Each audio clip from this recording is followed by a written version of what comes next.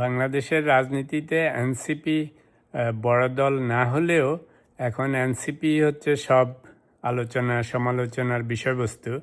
তো এর প্রধান কারণ হচ্ছে যে 2024 জুলাইকে 2026 জুলাই এনসিপি একই রকমে দেখতে চায়। তো এখন প্রশ্ন হচ্ছে 2026 জুলাই কি আসলে 2024 জুলাইয়ের মতো আছে, এবং 2024 জুলাই যোদ্ধারাও কি 2026 একসাথে আছে? সবাই কি এনসিপিতে আছে? এনসিপি কি পুরোটাই জুলাই যোদ্ধা? এনসিপি কি পুরোটাই গণ অভ্যুত্থানের ক্রেডিট পাওয়ার মালিক? তো এই সমস্ত কারণ নিয়েই কয়েকটা কথা বলতে চাই।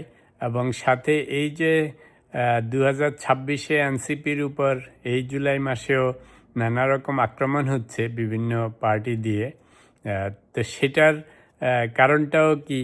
তো এগুলি আমাদের যেমন বোঝা উচিত, তেমনি এনসিপিরও মনে হয় একটু রিয়েলাইজেশনের সময় এসছে। তো কয়েকটা জিনিস শুধু সংক্ষেপে বলবো, সেটা হচ্ছে যে 2024 যে সমস্ত গণ আন্দোলনের প্রধান সমন্বয়কারী ছিল বা যারা মাস্টার মাইন্ড ছিল, ডক্টর ইউনূস মাহফুজকে মাস্টার মাইন্ড হিসাবে পরিচয় করে দিয়েছিলেন, সেই মাহফুজ কিন্তু এনসিপিতে জয়েন করেনি, এক নম্বর। দুই নম্বর হচ্ছে সেই সময় যতগুলি মহিলা জুলাই যোদ্ধা ছিল যারা ইভেন এনসিপিতে শুরুর দিকে ছিল, নির্বাচনের সময় জামায়াতের সাথে গাঁটছড়া বাঁধাতে তাসনিম যারা সহ বেশিরভাগ মহিলারা এনসিপি ছেড়ে চলে গেছে।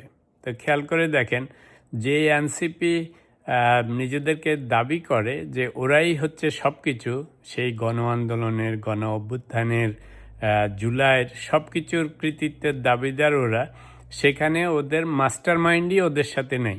এবং এই মাস্টার মাইন্ড আমরা বলছি না, ডক্টর ইউনূস নিউ ইয়র্কে বিল ক্লিন্টনদের সামনে নিজে পরিচয় করিয়ে দিয়েছেন মাহফুজকে।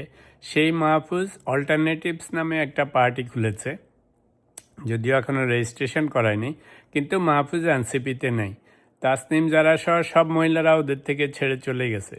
তারপরে যেই এনসিপির ছেলেপেলেরা এখন হাসনাত আবদুল্লাহ, নাহিদ কিংবা সার্জিস পাটোয়ারি, এরা সবসময় বিএনপির বিরুদ্ধে প্রধান অভিযোগ যে এরা দুর্নীতিবাজ, চাঁদাবাজ। এই ছেলেগুলি 2 বছর আগে এরা নাকি টিউশনি করে খেত, ওদের স্যান্ডেল ছিল না, জুতা ছিল না, সিগারেট কেনার পয়সা ছিল না, একবেলা ঠিকমতো খাওয়ার অবস্থা ছিল না। এখন সব শয়ে শয়ে হাজার হাজার কোটিপতি। এই লোকগুলি আবার বড় বড় কথা বলে যে বিএনপির লোকেরা দুর্নীতিবাজ। তো বলছি না যে বিএনপির লোকেরা দুর্নীতিবাজ হলে ওদেরকে কিছু বলা যাবে না, সেটা বলছি না, কিন্তু নিজেরা সব দুর্নীতিবাজ হয়ে গিয়েছে। আসিফ মাহমুদের বিরুদ্ধে তো হাজার হাজার কোটি টাকা দুর্নীতির কথা শোনা যায়। সেই দুবাই থেকে সুইজারল্যান্ড পর্যন্ত বিটকয়েন থেকে রেগুলার টাকা সব কিছু, হেন কিছু নাই ওর বিরুদ্ধে অভিযোগ নাই। এটা হচ্ছে আরেকটা দিক। আর 2024 সারা বাংলাদেশের মানুষ, বাংলাদেশিরা দেশে বিদেশে সব মানুষ একসাথে অংশগ্রহণ করেছিল একটা ফ্যাসিজম থেকে মুক্তি পাওয়ার জন্য। তো সেই সময় সেগুলিতে রাজনৈতিক দলগুলি যেমন ছিল, অরাজনৈতিক ব্যক্তিবর্গও ছিল, দেশে বিদেশে সবাই ছিল।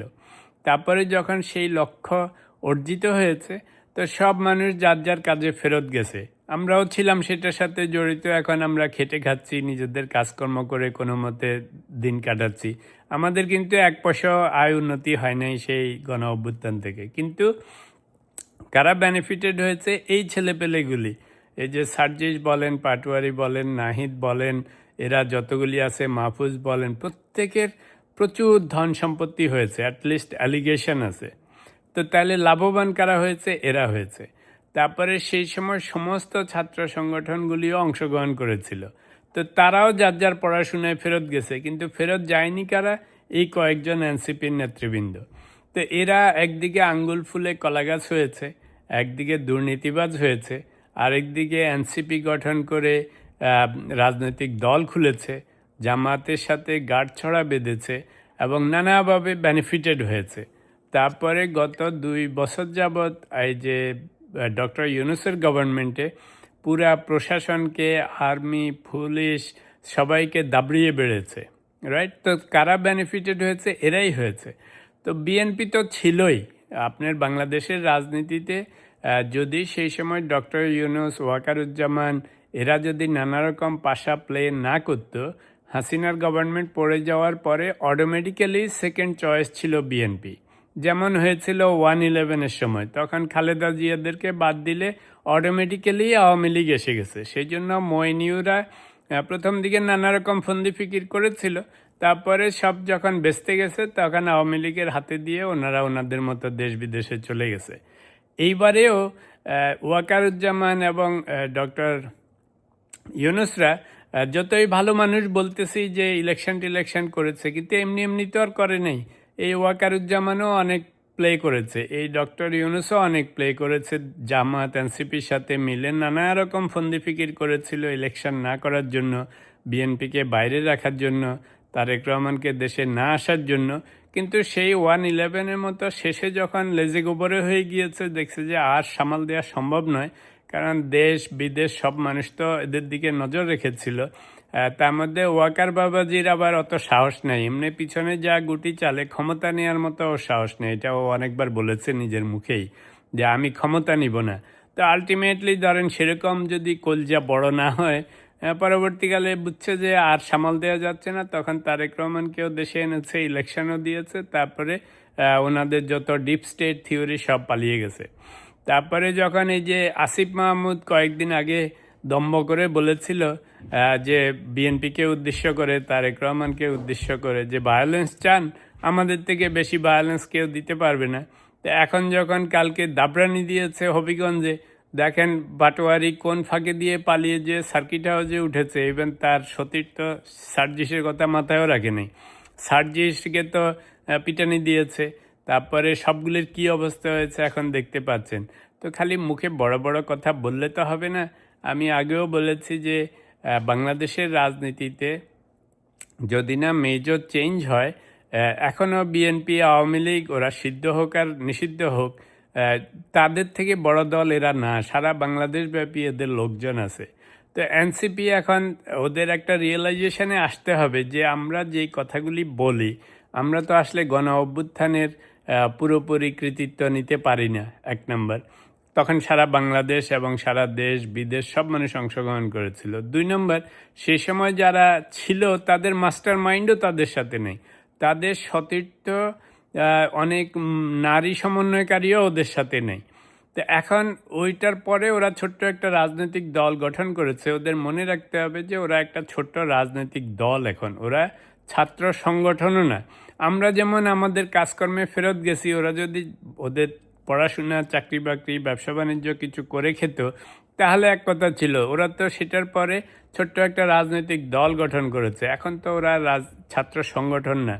তো ফলে এই সব কিছু যদি ওদের রিয়েলাইজেশনে আসে যে ওরা গণ অভ্যুত্থানের একক কৃতিত্বও নিতে পারবে না, ওরা বাংলাদেশের রাজনীতিতে এখনও বড় কোনো ফোর্সও নাই, ওদের এখন সেই শাহাবুদ্দিন, ডক্টর ইউনূস এবং ওয়াকারুজ্জামান সেই জামানাও নাই, সেই প্রশাসনও নাই।